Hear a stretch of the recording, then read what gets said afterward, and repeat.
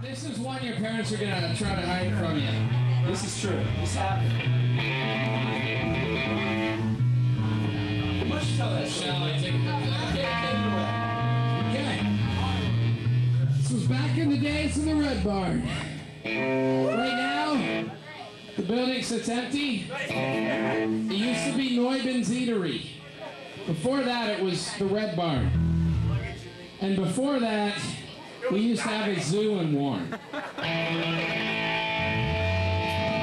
It was up near the state hospital, but most people didn't know about it because it was a zoo. It was a...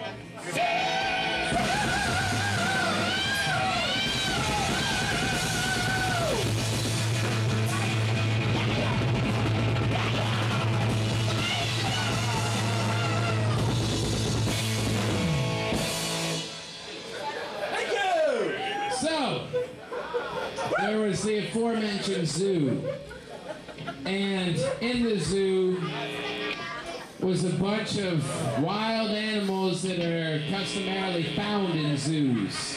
Customarily found in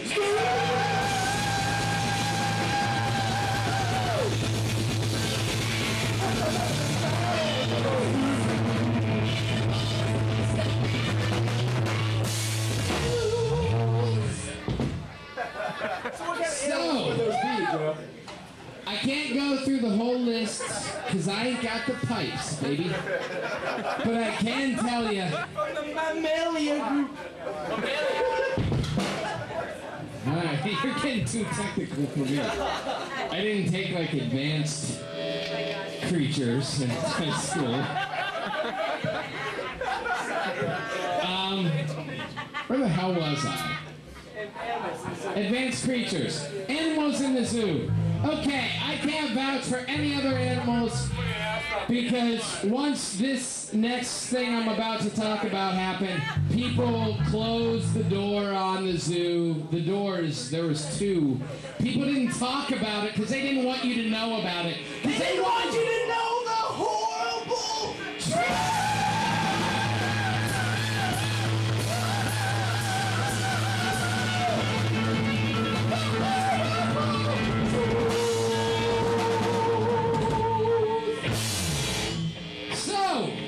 What they did was they covered this shit up.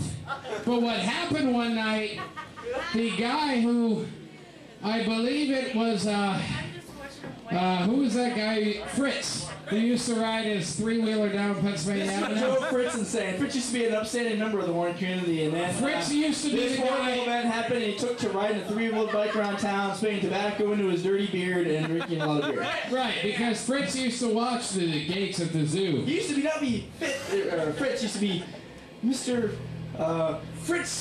Fitzgerald Fritz Simmons. Yes, Fritz. Patrick Fitzsimmons the third. Time for a quick gay joke. It's almost St. Patrick's Day. What are the names of the two gay Irishmen? Michael Fitzpatrick, Patrick Fitzmichael. Okay.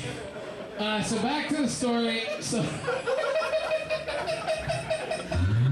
It fits very nicely with Lady Ed. So back to the story. So there's a breakout at the zoo.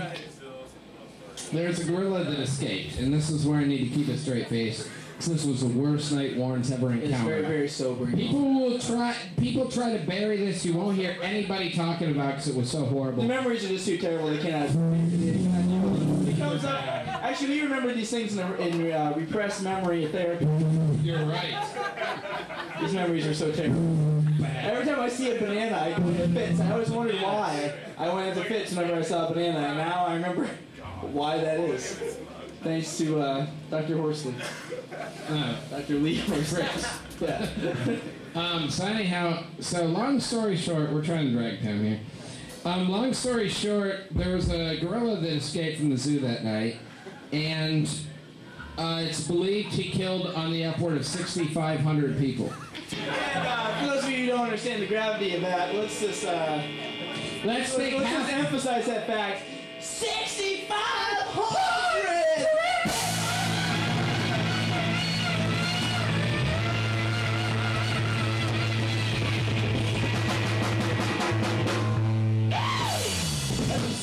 shit. That's a lot of people. So, there were 6,500 dead in the wake of this gorilla. He was just walking into houses. He would give the cursory knock. If people didn't open the door, he'd break it down. He was terrible. He was eating people. I mean, the last thing you'd hear that, wow, then boom, you're dead. Yeah, that's all, like, from known survivors, all they can remember is, done. Just like that. And then my arm was gone. I don't know what the hell happened.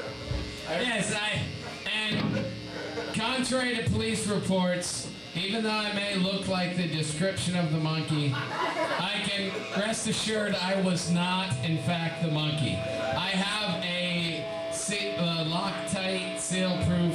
I have one of those good alibis that you want to have when you do something bad. One of the kind of expensive kind. Yeah. Okay. What this all led into was the heavy metal epic of all time. A song about that night. A song commemorating that night. That terrible night, you might say. That terrible night. Commemorating it as if it were a holiday. This is Terrible Night of the Gorilla.